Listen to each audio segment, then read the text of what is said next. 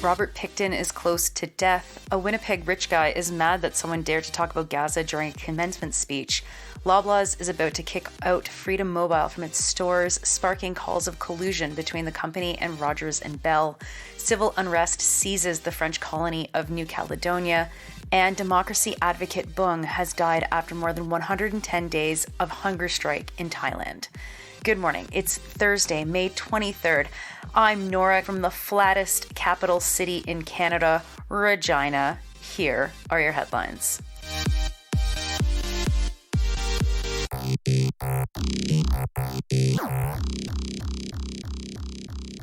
First, we start with news about Robert Pickton, the serial killer who preyed on women who frequented Vancouver's downtown east side. Pickton was assaulted and left in critical condition at Port Cartier, the institution where he was serving his sentence. The 74-year-old was beat up by a fellow inmate. His injuries were severe enough for him to be sent to Quebec City, where he is in a medically induced coma, reports CTV News' Megan Dallaire. It isn't clear that Pickton will survive this attack. There's no information about the man who attacked him other than he has been placed in solitary confinement, but has been screaming, and they can't question him as a result.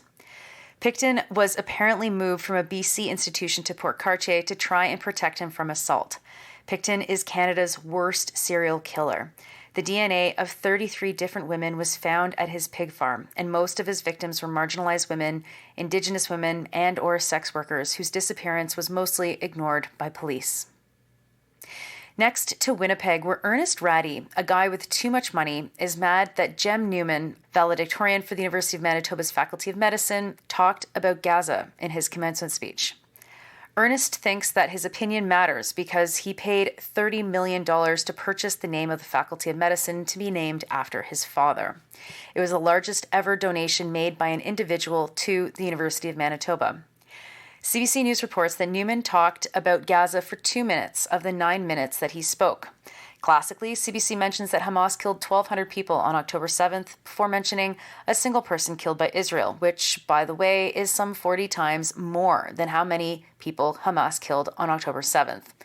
The death toll in Gaza is dutifully reported after this fact, in keeping with CBC's clear bias in favor of Israel. Ratty said that the university needed to take down the video of Newman's address, denounce his remarks, and acknowledge that by mentioning Gaza, Newman engaged in quote-unquote flat-out lies that hurt, quote, all people of the Jewish faith, unquote. The school agreed to Ratty's pressure and took down the video. CBC doesn't post anything that Newman said that could reasonably be called anti-Semitic, though they do post Ratty's letter in full. This affair is a good reminder of why philanthropic donations should not be used to fund core operations at a university or a hospital or any public service. And that when the rich get mad, they expect people to listen to them and bend to their demands. CBC doesn't mention that Ratty's conflation of Israel's actions with all Jews is classic textbook anti-Semitism. I will end with this from Newman's reply to the CBC, which was sent via email because Newman took vacation right after commencement, which makes sense. Quote, Israel's conduct towards the people of Palestine is overtly genocidal. Israeli Prime Minister Benjamin Netanyahu and Defense Minister Yoav Gallant have made their genocidal intent clear through both their words and actions. Both have a history of making dehumanizing statements about Palestinians, with Netanyahu describing them as, quote, the people of darkness, unquote, and Gallant calling them, quote, human animals, unquote. Remember yesterday's news? The top threat facing Canadians was the attack on the Truth, and the number 5 threat was posed by billionaires. Next, Jagmeet Singh is calling for the Competition Bureau to investigate a proposed deal between Rogers, Bell, and Loblaws. Loblaws has decided to kick out Freedom Mobile from its stores and replace it with Rogers and Bell. It's an amazing power play among oligarchies, as Freedom Mobile was just acquired by Quebecor as part of the Rogers-Shaw merger. The Freedom Mobile shop is located inside 180 Loblaws-owned stores. Rather than going with Freedom Mobile, the company will instead partner with Glentel, which is owned by both Rogers and Bell. Pierre-Carl Pelado, owner of Québécois, called for Industry Minister François-Philippe Champagne to step in, but Champagne told Pelado that he's powerless as the Minister of Industry and that Pelado should instead complain to the Competition Bureau. The Global News story by Touria Isri quotes Chrystia Freeland talking about the Grocery Code of Conduct for some reason, a document that has absolutely nothing to do with this issue, though Isri doesn't state that plainly. Then Freeland is quoted saying that, sure, there needs to be more competition in both telecom and grocery, as if her government is on it. Next to international news, and first to New Caledonia. The Pacific Island territory is under the control of France, and the indigenous Kanuck people have risen up against new rules that they say will dilute their vote in elections. The Kanuck make up 40% of the population. As a result, protests have erupted and at least 6 people have been killed. People have set up barricades across dozens of different roads because, hey, why not take the best ideas from those who colonize you while fight their worst ideas? There has long been an independence movement in New Caledonia, but this campaign is the most violent that has existed in decades. A state of emergency has been declared and 200 people have been arrested. The presidents of other French colonies, Reunion Island, Guadeloupe, Martinique, and French Guiana, all called for France to withdraw their planned voting reform. On social media, military plane spotters have noticed that French military planes have been using Vancouver's airport more frequently in the last week as they fly between France and New Caledonia, which is located off the coast of Australia. The planes have stopped to refuel and have had military and police from France on board, say the social media watchers. Next, Vietnam's National Assembly voted unanimously to approve To Lam as the country's next president. There was already a secret ballot held where Lam was the only candidate who ran. Vo Van Thuong resigned as president in March over corruption charges.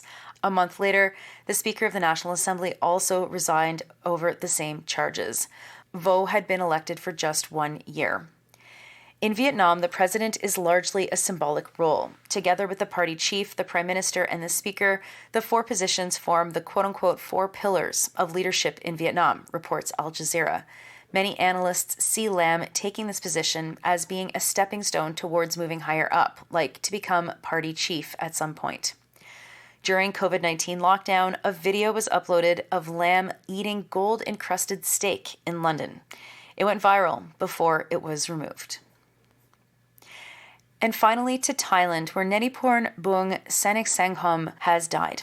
The 28-year-old activist was known for her work in Thailand's democracy movement. Bung had been in police custody on charges of royal defamation since January 26th, and she had been waiting for trial. Her crimes?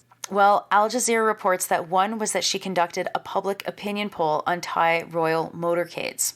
She had been on hunger strike for more than 110 days to protest the bail conditions that other democracy protesters had faced. She ultimately died of cardiac arrest.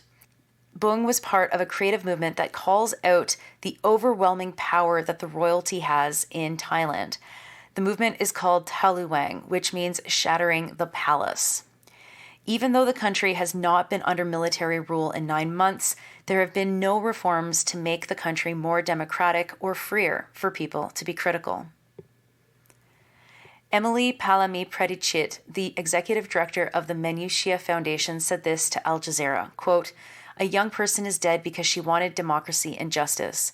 She died because she stood for people, for an end to dictatorship and absolute monarchy for a better Thailand. I hope this will be a wake-up call for the dinosaur generation, the establishment, and the state," unquote. Those are your headlines for Thursday, May 23rd. I'm Nora. You are listening to this podcast at sandynora.com, on the Real News Network podcast feed, and anywhere you get your podcasts. I hope you have a wonderful Thursday, and I'll talk to you tomorrow.